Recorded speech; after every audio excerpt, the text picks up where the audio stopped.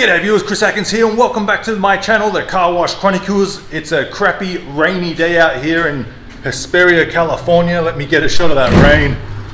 It's not really raining too hard, but it's enough to make my car wash empty. So I'm always showing my car wash where it's full with customers and cars waiting. Not today. Let me show you what the car wash looks like with no customers. AKA, I am not making any money. But that's alright because the sunny days well and truly make up for it. So in this video I just want to go over and show you guys, or tell you guys, how much it cost me to renovate this car wash. You may or may not know the story of this car wash, my Main Street car wash, but basically I just took it over through a 20-year lease. I put a little security deposit down and that was it. I got the keys. So for a couple of $1,000s, I was now a self-serve car wash owner. And what's the next step? Buying equipment and renovating it, bringing the car wash back to life because it was shut down for 4 to 5 years, so I heard. And that's exactly what I'm going to do today. I'm going to show you what piece of equipment I bought, and I'm going to show you guys how much it took me to get this car from shut down with not much here to building it up to what it is today. A nice little cash flowing, money making generator. So let's show you some pieces of equipment that I bought and I'll tell you how much I spent on it. So when I took it over, there was no vacuums here. This was just an empty base, nothing here, nothing there. So I obviously had to buy new vacuums. I bought brand new vacuums because I like brand new things. I could have gone the cheaper route and tried to find some cheap secondhand ones, but they would have probably looked a little tacky. You can buy new decals for them if you want. But if the housing is all beaten up and, you know, when they try and break in, like they've tried here a little bit, you know, the housing can get ruined and it looks tacky. So I like brand new. They were cheap enough. I think they were about $1,200 at the time. Keep in mind this was 3 years ago, so prices have definitely gone up since then, but I did have to buy 4 brand new vacuums, so 12, 24, 36, 48 if my math is right. So it was about $5,000 worth in vacuums right there.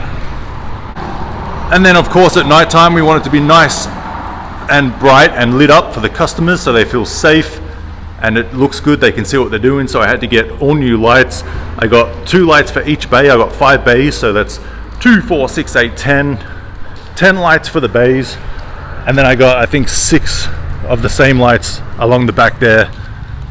So that's 16 LED lights. I think it was about $100 each. So what's that, $1,600? Pretty cheap for lights, actually. I got them off Amazon.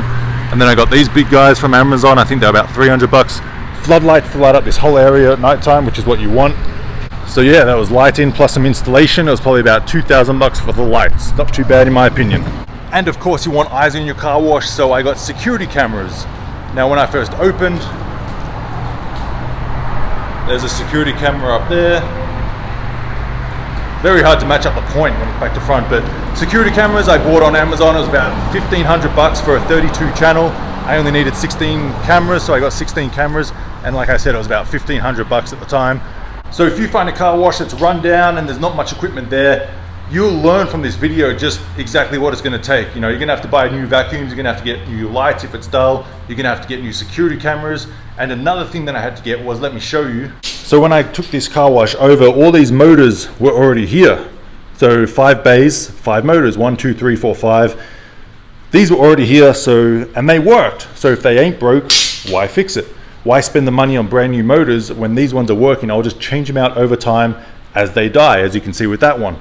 That's bay 5 and that one died about a year ago. So I switched it out with that brand new one. And I've been open for 3 years now and they're still working great. So that's that old saying, if it ain't broke, don't fix it. But these 310 cap pumps, they weren't here. So I had to buy all brand new cap pumps. At the time, they were about $700. Right now, I think they're probably close to $1,000. So that's 7, 14, 21, 28, 35. So that's $3,500 right there, plus installation, probably about $4,000 right there on cap pumps. And then I have this tank. I didn't have to pay for this tank. It was already here because it had the old automatic driving DNS system and it had this tank here. So we just took it from there and put it here. We made our own low pressure system. So we have the tank. This is the high pressure water. These 2 tanks. This is the wax. That's the tire cleaner. That is the pre-soak, and that's the foam brush and the high pressure soap. So we just got this. We got 4 new hydro minders. connected it to the flow jet pumps, and then from the flow jet pumps, we wired it, which goes all the way to here, or hosed it, all into these solenoids. So 5 bays, so 1, 2, 3, 4, 5 solenoids, 1 for each bay. I know I'm going quick, try and keep up. You can see the hoses going out. So you got the pre-soak, you got the tire cleaner, you got the foam brush, and you got the wax. And you can adjust these. This is liquid, that's air. So the thicker you want it, you turn the air up. The thinner you want it, you turn the air down. You can adjust the liquid with the regulator over here. So you can buy these systems all in one, a low pressure wall mount, which you've probably seen in my Tucson, Arizona videos when I renovated the car wash in Tucson. But for me, we already had the tank, and it was a little cheaper at the time just to buy the hydrominder, the flow jet, and the solenoids separately, and my worker just put it all together, built it, and this is the result, and it's been working a treat ever since. Now, it's hard to remember off the top of my head how much these cost. I think hydrominders are about 150 bucks. Flow jet pumps about 150 bucks. So I needed four hydrominders, 3 flow jets, the solenoids and the manifolds and the regulators and all that kind of stuff. 80, 100 bucks here and there. So I would say a few $1,000 just to get the whole low pressure system in for the soap brush, the tire cleaner, and the pre-soak. So a couple of grand just to get those functions in, well and truly pays off. It keeps the customers in the bays a lot longer, which in turn is more revenue on your bottom line. Now, another good thing about getting a free car wash is this RO system for the spot-free rinse. It was already there. This is probably a $5,000 machine, I would guess. I didn't have to buy it, so I'm not too sure, but flicking through the Clean Right catalog, I think it's probably about $5,000. All I did was replace the filters and the membranes. So that was probably, $600-700 with the membranes and the filters. And this green tank was already here, which is the spot-free water.